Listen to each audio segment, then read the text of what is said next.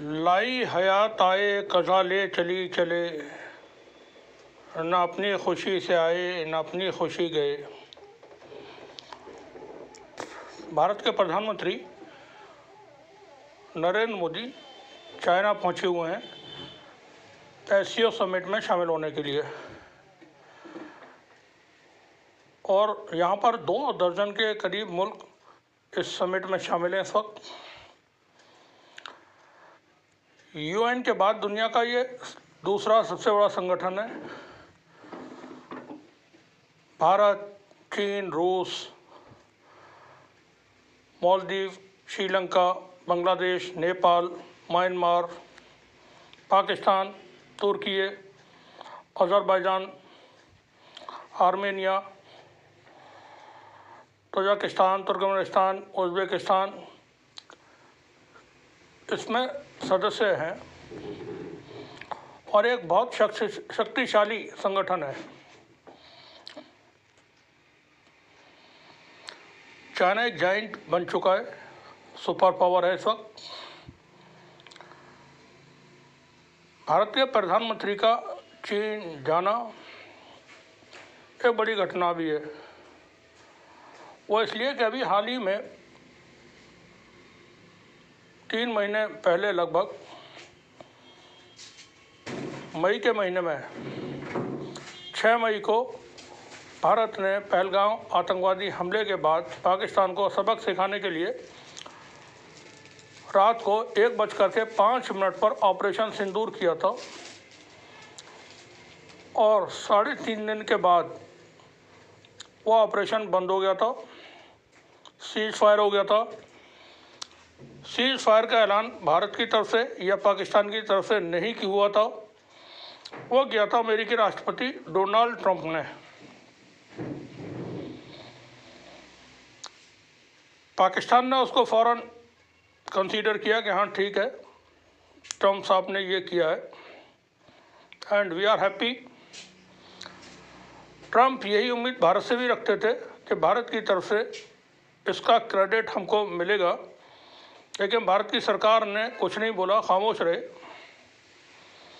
जिसके बाद ट्रंप अब तक तकरीबन 40 बार ये कह चुके हैं अंतर्राष्ट्रीय मंचों पर, अमेरिकी मीडिया में, कि भारत और पाकिस्तान के बीच ऑपरेशन सिंदूर का सीज फायर मैंने करवाया, यानी ट्रंप ने करवाया है।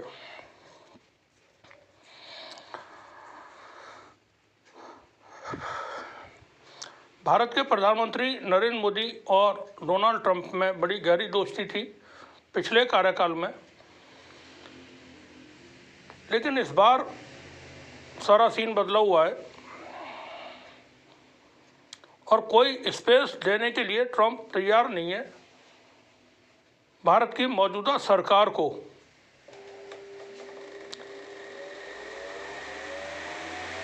ट्रंप नाराज हैं भारत की मौजूदा सरकार से, वो भारत से नहीं, भारत की मौजूदा सरकार से। पाकिस्तान ने ऑपरेशन सिंदूर के वक्त और उसके बाद डिप्लोमेटिकली अच्छा खेला।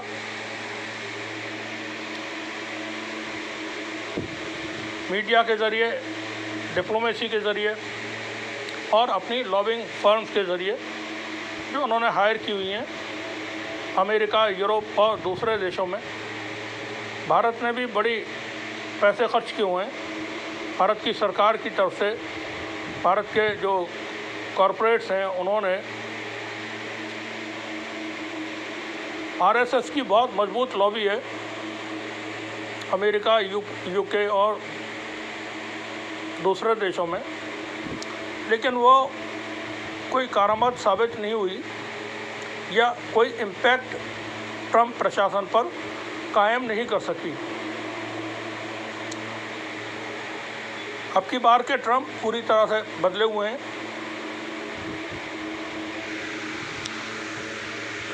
ट्रंप ने दुनिया भर के मुल्कों पर टैरिफ लगाए, भारत के ऊपर भी 25% टैरिफ लगाया, जो भारत के तमाम पड़ोसी देशों में सबसे ज़्यादा है।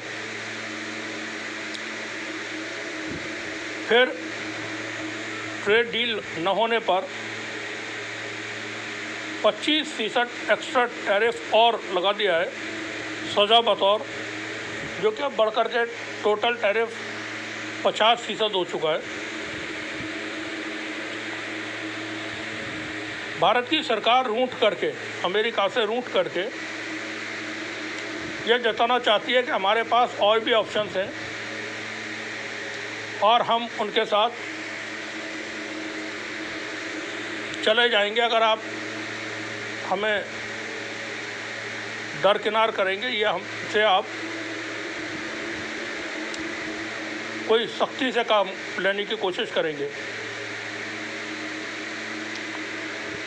3 महीने पहले ऑपरेशन सिंदूर हुआ था। ऑपरेशन सिंदूर के वक्त भारत की सेना की तरफ से भी ये बयान दिया गया था और मीडिया में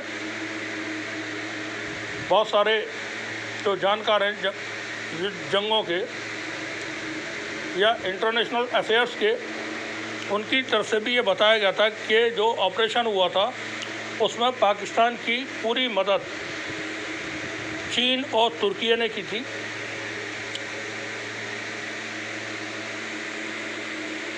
और भारत को काफ़ी नुकसान हुआ था। ट्रंप ही ने बताया, भारत की सरकार ने नहीं बताया, भारत की सेना ने नहीं बताया कि ऑपरेशन सिंदूर के दौरान भारत के कितने फाइटर जेट मार करके गिराए गए थे, लेकिन ट्रंप ने बताया 7 प्लेन पाकिस्तान ने भारत के उसमें डिस्ट्रॉय किए थे ऑपरेशन सिंदूर के दौरान। अब ट्रंप के दबाव के बाद भारत ने अपना स्टैंड चेंज किया है और जहाँ पहुँचे हैं भारत के प्रधानमंत्री चाइना, यहाँ उनका भव्य दिव्य विशाल विराट स्वागत हुआ।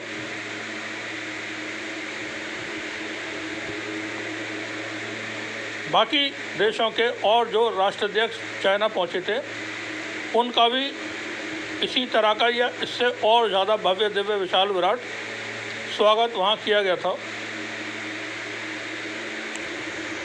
अब ऐसी मजबूरियाँ भारत की क्या हैं कि वो चीन के पास जा पहुँचे, जबकि 3 महीने पहले ही भारत का नुकसान पहुँचाया चीन ने।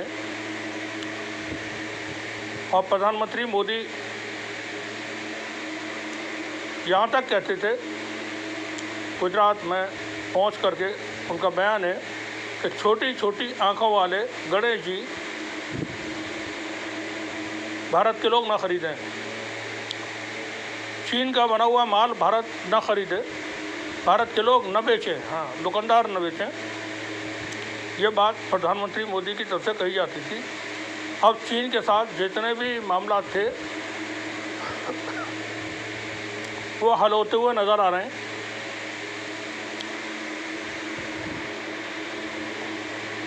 ये बड़ा शिफ्ट है भारत की फॉरेन पॉलिसी में कि भारत चीन के साथ अपने रिलेशन फिर से इस्टेब्लिश करने की कोशिश कर रहा है। लेकिन देखें, चाइना एक बहुत बड़ी ताकत है, जैसा हमने कहा वो सुपर पावर है, उसका कोई मुकाबला भारत से नहीं है किसी भी तरह का। उसका मुकाबला सीधे सीधे दूसरी सुपर पावर अमेरिका से है। चाइना के साथ दुनिया की बड़ी ताकतें हैं, रशिया है, नॉर्थ कोरिया है, ईरान है, सऊदी अरब है, तुर्की है, पाकिस्तान तो उनकी ज़रूरत है। अब बड़ी ज़रूरत है, तो उसके साथ रिलेशन चीन के अच्छे रहेंगे ही। यहाँ आप शहबाज शरीफ को देखें, कितने कंफर्टेबल वो दिख रहे हैं चाइना में। भारत के प्रधानमंत्री 75 साल की उम्र उनकी हो रही है, लेकिन जब वो चलते हैं बाहर जा कर के कहीं जाना होता है तो उनको पता नहीं कौन समझाता है कि आप सीना तान के चलें, गर्दन थोड़ी टेढ़ी करके चलें, और जब हवाई जहाज़ में उतरें या चढ़ें तो वहाँ आपको बिल्कुल तो यंग बॉय की तरह बिहेव करना है, जबकि इन चीज़ों की ज़रूरत नहीं होती। आप जैसे हैं बिल्कुल वैसे ही रहें। अंतर्राष्ट्रीय स्तर पर या जो बौद्धिक लोग होते हैं वह एक एक किसी भी शख्स की एक एक चीज़ को रीड करते हैं। मोदी का इस तरह से करना चलते वक्त या और हवाई जहाज़ में चढ़ते उतरते वक्त, वो जाहिर करता है कि वो बनावट पसंद करते हैं, दिखावा पसंद करते हैं।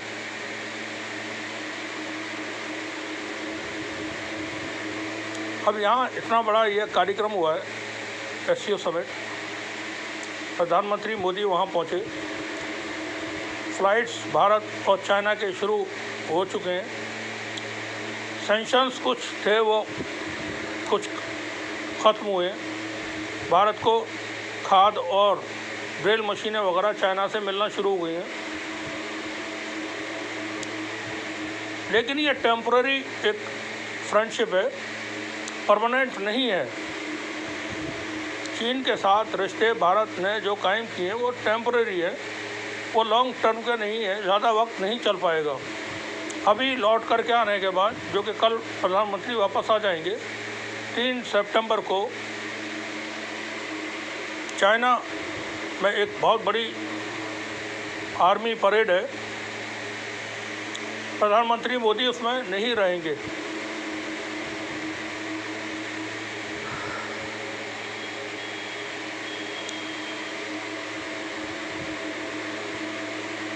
जो वो सोच रहे थे या सोच करके गए थे वो चीज़ें नहीं हुई चाइना में।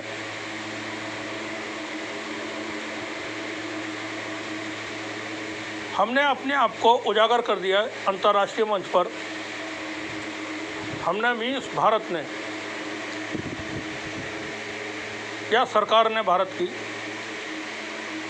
कि हम असहाय हैं, मजबूर हैं और कमज़ोर हैं। अभी 3 महीने पहले ही आपने हमारे साथ जो किया था, और लद्दाख में जो आप हमारी ज़मीन हमारी सीमा के अंदर घुस करके बैठे हुए हैं, और अरुणाचल प्रदेश में जो आपने हमारे सैकड़ों गाँव के नाम बदल दिए हैं और कभी भी अरुणाचल प्रदेश में अंदर को आ जाते हैं। अब वो सारे इशू एक झटके में ख़त्म हो गए। कोई आया नहीं, कोई गुस्सा नहीं, कुछ हुआ नहीं। अब ऐसे समझ लें कि गलवान हुआ नहीं, ऑपरेशन सिंदूर हुआ नहीं, लेकिन ये एक टेम्पररी फेज है, शॉर्ट टर्म फ्रेंडशिप है, तो ज़्यादा वक्त नहीं चलेगी। प्रधानमंत्री मोदी कल आ जाएंगे वापस। 10 दिन के बाद चीन कोई एक्टिविटी करता है तब क्या करेगा भारत? किसके पास जाएंगे फिर? दुनिया में कौन से देश के पास जाएंगे तब? अमेरिका से मामला ख़राब, यूरोपियन यूनियन से हमारे ज़्यादा अच्छे रिश्ते हैं नहीं, और बाकी देशों से भी, हमारे पड़ोस के जितने मुल्क हैं, किसी से भी हमारे रिश्ते अच्छे नहीं हैं। यहाँ हम एक बात और कह दें कि चीन से दोस्ती करने के साथ साथ भारत को फिर पाकिस्तान से भी रिलेशन अच्छे करने पड़ेंगे। जो अभी तक भारत की सरकार कहती रही है कि चाइना पाकिस्तान से कोई बात नहीं होगी जब तक आतंकवाद होता रहेगा। तो अभी आतंकवाद का मुद्दा जो RSS का फैलाया हुआ है देश भर में, यह मिलिट्री स्ट्रेटजी होती है। आतंकवाद जो है वो है नहीं, मगर मिलिट्री स्ट्रेटजी होती है कि ये सब चीज़ें लोगों को नज़र आए कैसा होता है।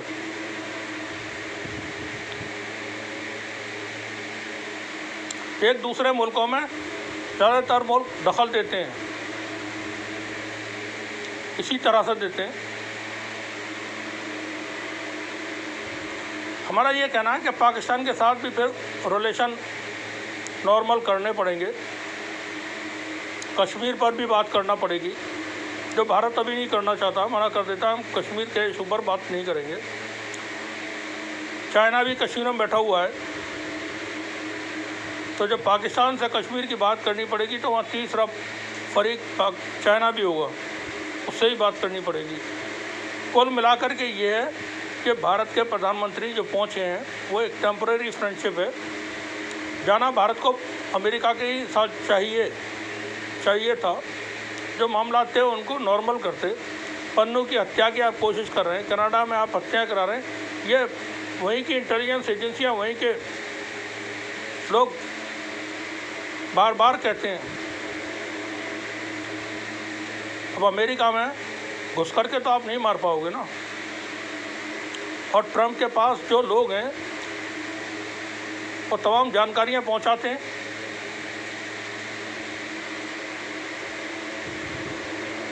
आरएसएस दुनिया में क्या करता है, भारत में क्या करता है, ट्रंप के पास एक एक बात की जानकारी है। अभी तो आरएसएस के लिए मुसीबत खड़ी होगी जल्दी, ये हम बता चुके हैं अपने और भी वीडियोज़ में। तो यहाँ जाना चीन के पास वो हमें एक तरह से नंगा कर देता है विश्व पटल पर।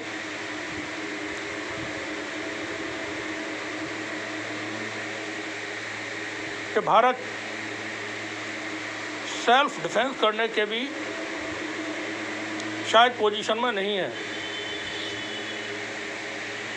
चाइना रेयर अर्थ मटेरियल की सप्लाई बंद कर दे तो मोदी साहब का मेक इन इंडिया, स्वदेशी जितने कार्यक्रम हैं वो सब ख़त्म हो जाएंगे, रुक जाएंगे, बंद हो जाएंगे, ठप हो जाएंगे। भारत की इंडस्ट्री बंद हो जाएगी। लेकिन भारत को जाना चाहिए अमेरिका के साथ। भारत में इंग्लिश पढ़ते हैं लोग, चीनी भाषा नहीं पढ़ते। अब इंग्लिश सीखने के बाद चीन आप जाएंगे तो वहाँ आपको रोज़गार नहीं मिल रहा है, वहाँ आपको नागरिकता नहीं मिल रही है। अमेरिका में 80 लाख से ज़्यादा लोग भारतीय नागरिकता मिली हुई है। लाखों लाख भारत के स्टूडेंट्स वहाँ शिक्षा हासिल करते हैं। अमेरिका से हमारा ट्रेड डेफिसिट भी नहीं है, सरप्लस है। हम ज़्यादा माल बेचते हैं अमेरिका को और अमेरिका से बहुत कम खरीदते हैं, जबकि चीन के साथ हमारा हाल ख़राब है।